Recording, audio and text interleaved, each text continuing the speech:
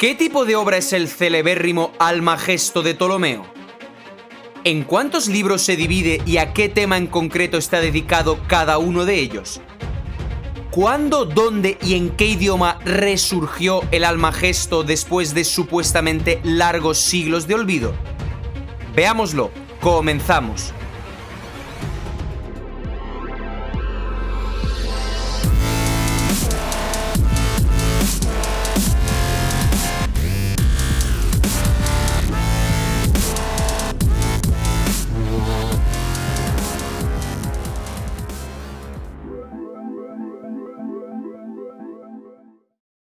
Hola alumnos de Scaliger y Petavius, ¿preparados para desaprender y reaprender?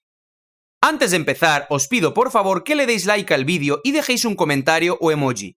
Eso ayuda muchísimo a que YouTube lo posicione mejor y con ello pueda llegar a más gente.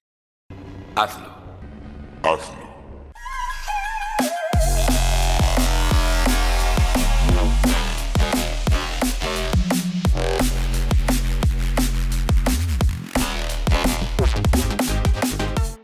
Con este vídeo comienza una nueva etapa en el canal.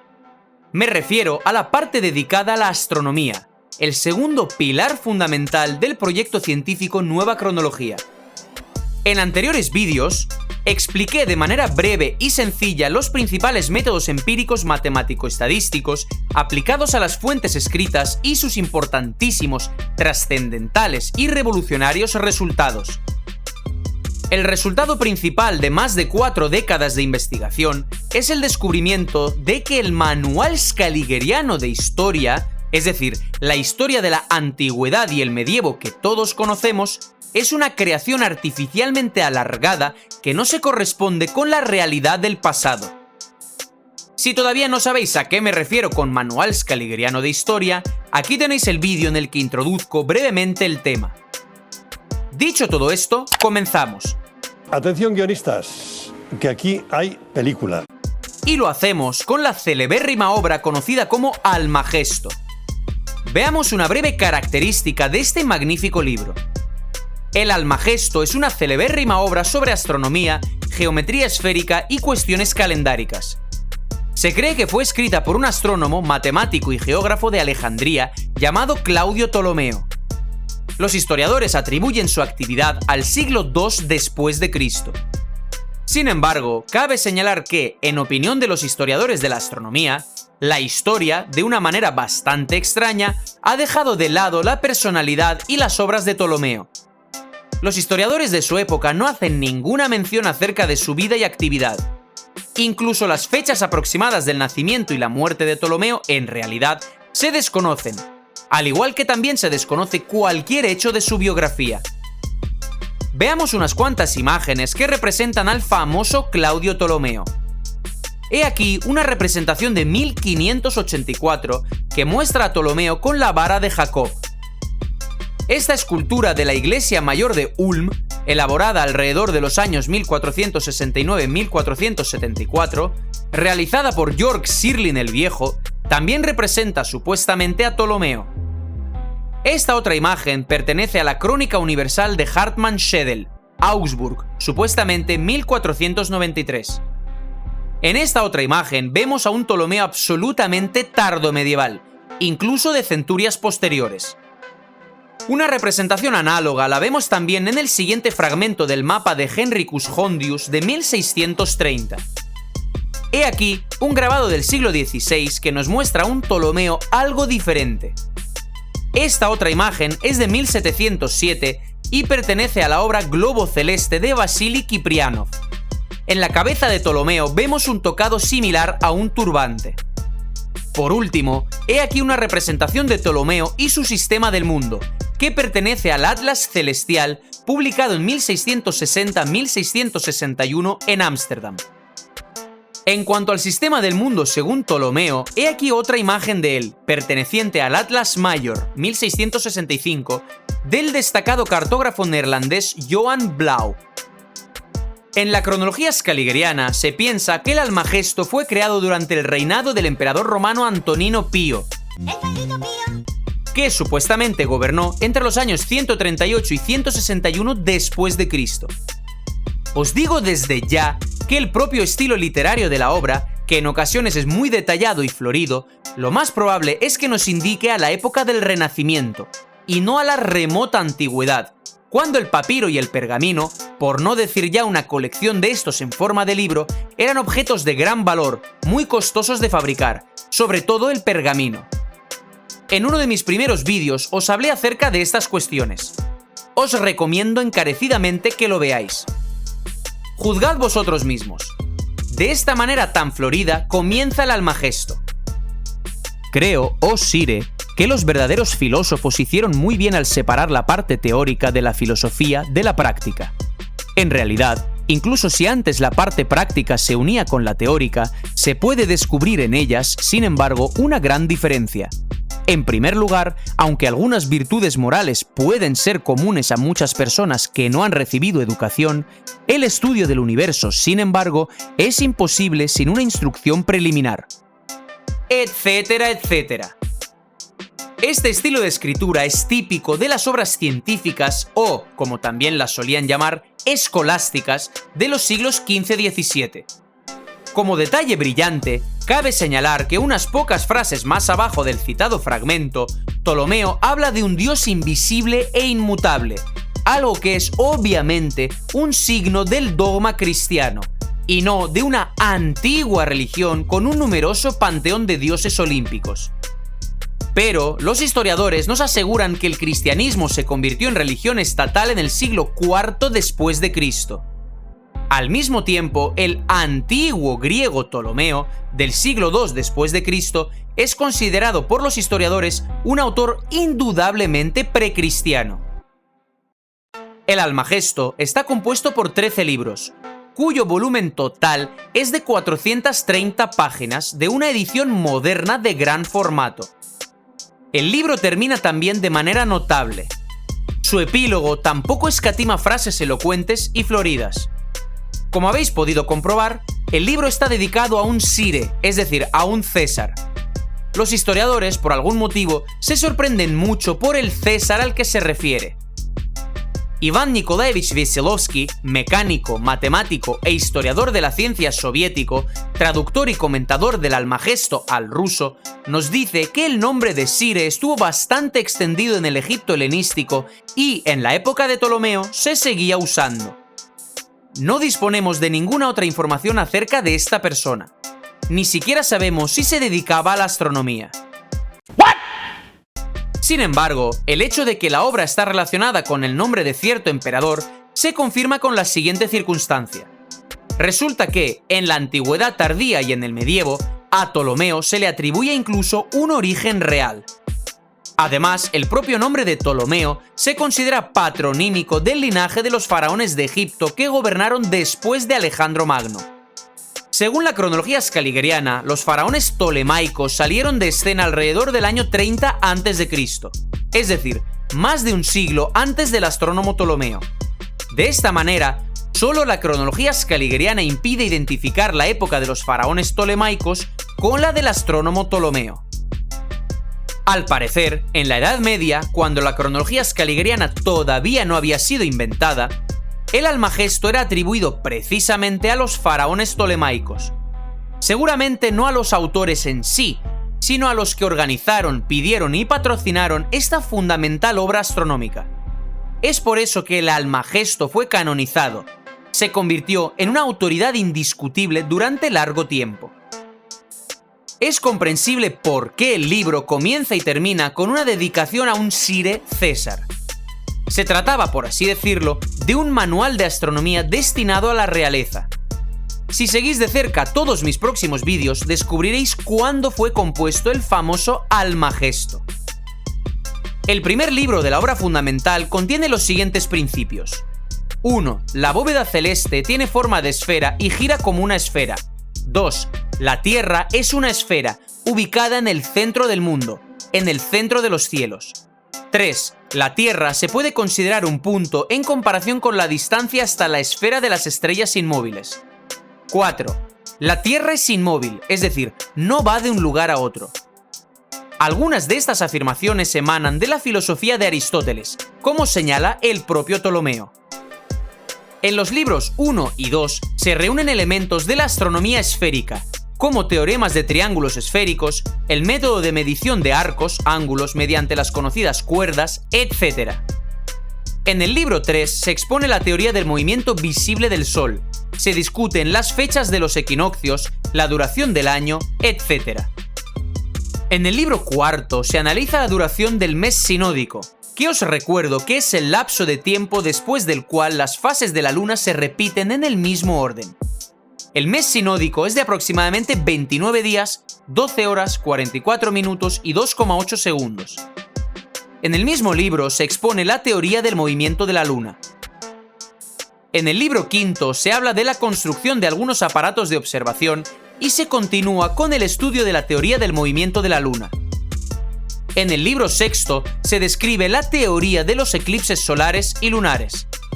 El famoso catálogo estelar, que incluye 1028 estrellas, forma parte de los libros 7 y 8 del Almagesto. En ellos también se discuten las propiedades y características de las estrellas inmóviles, los movimientos de la esfera estelar, etc. Los últimos 5 libros contienen la teoría del movimiento de los planetas. Ptolomeo habla de 5 planetas: Saturno, Júpiter, Marte, Venus y Mercurio. Veamos ahora muy brevemente la historia del Almagesto.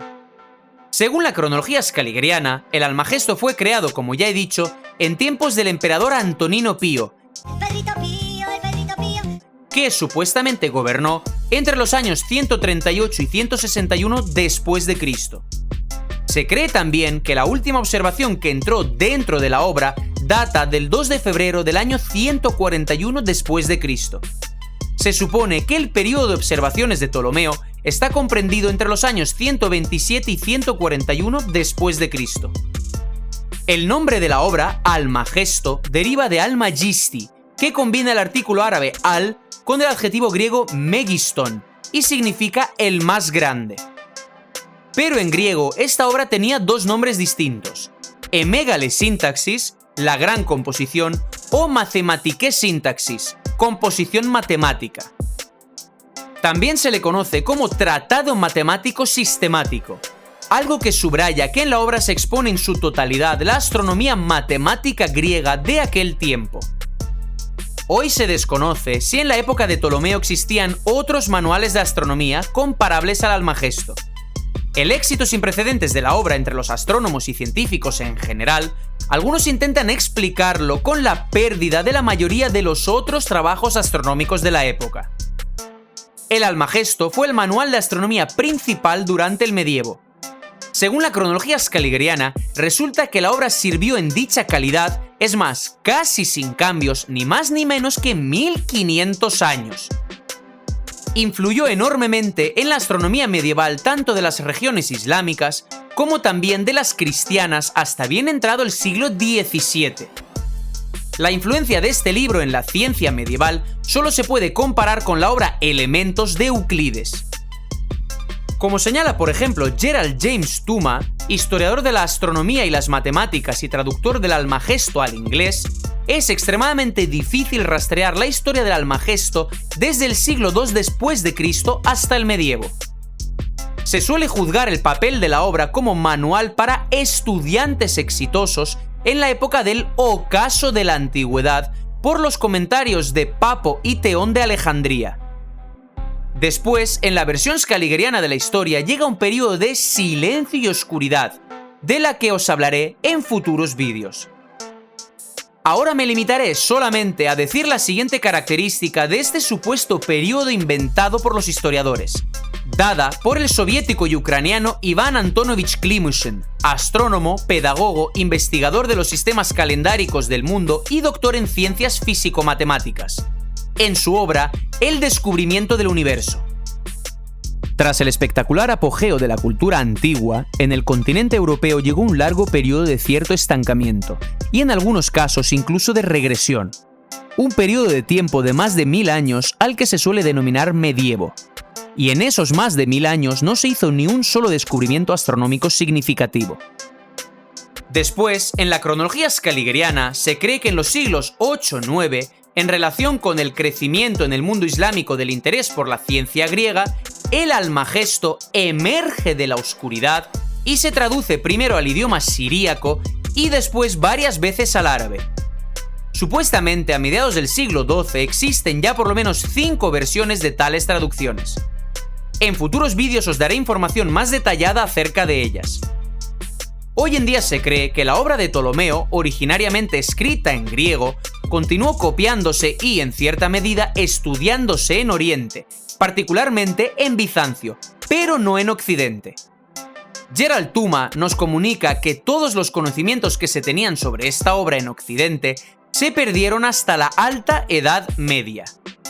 Nos dice también que, aunque en el medievo se habían hecho traducciones del texto griego al latín, el canal principal para el redescubrimiento del Almagesto en Occidente fue la traducción del árabe, realizada por Gerardo de Cremona en Toledo y concluida en 1175. Los manuscritos del Almagesto en lengua griega empezaron a alcanzar Occidente en el siglo XV. Sin embargo, se cree que fue precisamente el texto de Gerardo el que yacía en el fundamento de los libros sobre astronomía hasta la reducción, en resumen, del Almagesto realizado por Feuerbach y Regiomontano. Se trataba de una versión de la obra impresa por primera vez en Venecia en el año 1515. El siglo XVI fue testigo de una amplia difusión del texto griego, impreso en Basilea por Herbagius en 1538, y el debilitamiento de la influencia del sistema astronómico tolemaico, causado no tanto por la obra de Copérnico, la que por su forma e ideas está bajo la influencia del Almagesto, como por los trabajos de Tycho Brahe y Johannes Kepler. Pero, ¿hubo otras obras medievales similares al Almagesto? El Almagesto, y en particular su catálogo estelar, es la obra astronómica más antigua que ha llegado hasta nosotros. La datación scaligeriana del Almagesto, como ya he dicho y repito una vez más, es del siglo II después de Cristo. Se cree que, sin embargo, Ptolomeo utilizó el catálogo estelar de su predecesor, Hiparco, supuestamente del siglo II antes de Cristo. Se piensa que dicha obra no ha llegado hasta nosotros en su forma original. El catálogo del Almagesto, al igual que otros catálogos medievales, contiene alrededor de 1000 estrellas, cuyas posiciones se indican con longitud y latitud en coordenadas eclípticas. Se cree que antes del siglo X no se conocía ningún otro catálogo estelar aparte del catálogo del Almagesto. Finalmente, se supone que en el siglo X se crea en Bagdad el primer catálogo estelar medieval, perteneciente al astrónomo Al-Sufi. Ese catálogo sí ha llegado hasta nosotros. Es más, al observarlo detenidamente resulta que es el mismo catálogo del Almagesto. Pero si en las copias y ediciones del Almagesto el catálogo estelar figura según la precesión, por norma aproximadamente hacia el año 100 de nuestra era, aunque existen excepciones, el de Al-Sufi es el mismo catálogo, pero según la precesión hacia el siglo X. Este hecho es bien conocido por los astrónomos. Véanse, por ejemplo, las publicaciones de James Evans acerca del origen del catálogo estelar tolemaico. Cabe señalar que adecuar un catálogo estelar a una época histórica deseada cualquiera es algo bastante sencillo de realizar. Bueno, sencillo para aquellos que son expertos en la materia, claro está. Para ello, a las longitudes de las estrellas se añadía cierta magnitud constante, la misma para todas las estrellas. Se trata de una sencilla operación aritmética, descrita, por cierto, en el propio Almagesto. Según la cronología scaligeriana, el siguiente catálogo estelar que tenemos a nuestra disposición es el de Ulugh Beg, gobernante de Samarcanda, supuestamente de finales del siglo XIV, mediados del XV. Los 3 catálogos mencionados no son del todo exactos, puesto que las coordenadas de las estrellas se indican en ellos según una escala con un paso de 10 minutos de arco o minutos sexagesimales. El siguiente famoso catálogo que ha llegado hasta nosotros es el de Tycho Brahe, cuya exactitud es ya mucho mejor a la de los 3 catálogos ya mencionados, es decir, el de Ptolomeo, el de Al-Sufi y el de Ulugh Beg. El catálogo de Brahe se considera la cima de la maestría, alcanzada con ayuda de técnicas de observación e instrumentos avanzados que, supuestamente, según la versión scaligeriana de la historia, no tenían ni Ulugh Beg, ni Al-Sufi, ni mucho menos Ptolomeo. no voy a enumerar los catálogos surgidos después de Tycho Brahe. Fueron ya muchos y ahora no nos interesan, pues se trata de obras realizadas ya en una época en la que las ciencias y técnicas eran ya bastante avanzadas. Pero, ¿por qué es interesante la cuestión de la datación de los antiguos catálogos estelares? Muy buena pregunta. Cada nuevo catálogo estelar es el resultado de un enorme trabajo por parte del astrónomo observador, seguramente incluso de todo un grupo de observadores profesionales. Un trabajo que exigía de ellos no solo un gran esfuerzo, minuciosidad y alto nivel de profesionalidad, sino también una utilización lo más completa posible de todos los aparatos de medición disponibles, que debían ser elaborados al más alto nivel de sus respectivas épocas. Además, el catálogo exigía el desarrollo de la correspondiente teoría astronómica, del cuadro del mundo. De esta manera, todo catálogo antiguo es la concentración y focalización del pensamiento astronómico de la época en la que fue creado. Por eso, al analizar un catálogo, podemos descubrir mucho acerca de la calidad de las mediciones de aquella época, acerca de su nivel de concepciones astronómicas. Sin embargo, para asimilar los resultados del análisis de un catálogo, es necesario conocer la fecha de su composición. Y esto no es baladí, puesto que cualquier cambio en la datación modifica automáticamente nuestras valoraciones, nuestros puntos de vista con respecto al catálogo. Al mismo tiempo, el cálculo de la fecha de composición de un catálogo no siempre es una tarea fácil. Esto se ve de una manera especialmente clara con el ejemplo del Almagesto. En un principio, en el siglo XVIII, se consideraba indiscutible que la fecha escaligeriana del siglo II después de Cristo era correcta. Sin embargo, en el siglo XIX, después de un análisis más minucioso de las longitudes de las estrellas, se dieron cuenta de que por la precesión, dichas longitudes respondían mejor a la época del siglo II antes de Cristo, es decir, a la época de Hiparco.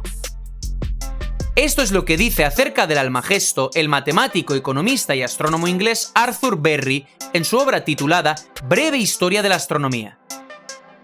Los libros séptimo y octavo contienen un catálogo estelar y una descripción de las precesiones.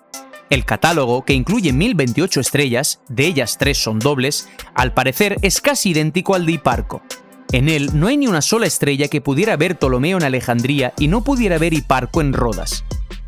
Además de eso, Ptolomeo pretende determinar, por vía de la comparación de sus observaciones con las observaciones de Hiparco y otros, la magnitud de la precesión en 36 segundos, de manera errónea, que Hiparco considera como el menor resultado posible, mientras que Ptolomeo la considera su estimación final. La posición de las estrellas del catálogo de Ptolomeo se corresponde mejor con su situación real en tiempos de Hiparco, con la corrección del propuesto valor anual de 36 segundos, que con su posición real en la época de Ptolomeo.